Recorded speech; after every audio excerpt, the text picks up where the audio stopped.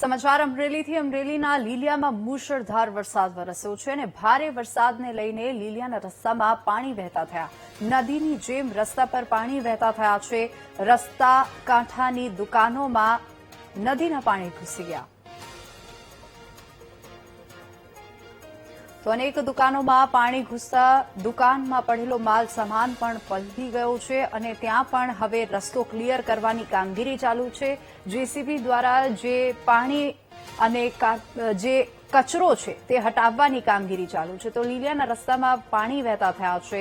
રસ્તાની બાજુમાં આવેલી દુકાનોમાં પણ આ પાણી ઘૂસી ગયા તો નદીની જેમ રસ્તા પર પાણી વહેતા થયા તેની તસવીરો પણ સામે આવી છે અને આ તસવીરો એ દર્શાવે છે કે ત્યાંના લોકોને કેવી હાલાકી પડી રહી છે। કેડસમાં પાણી ભરાતા અવર જવર કરવામાં પણ હાલાકી પડી રહી છે।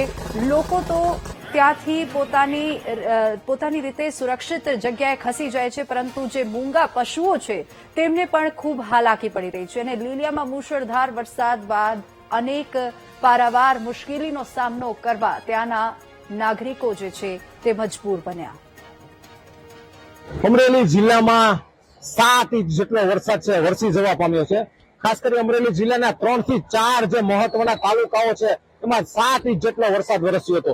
લીલિયા પંથકમાં ધોધમાર વરસાદ વરસતા લીલિયાની મધ્યમાંથી પસાર થતી જે નાવલી નદી છે એમાં પૂર આવ્યું છે। નાવલી નદીમાં પૂર આવતા આખું જનજીવન છે એ પ્રભાવિત થયું છે। આપણે જોઈ શકીએ છીએ નાવલી નદીમાં પૂર છે, ઘોડાપૂરની પરિસ્થિતિ છે। ખાસ કરી દુકાનો છે નાવલી નદીની તેમાં પાણી ઘૂસી જવા પામ્યા છે। તમામ વેપાર ધંધાઓ છે ત્યાં બંધ થવા પામ્યા છે।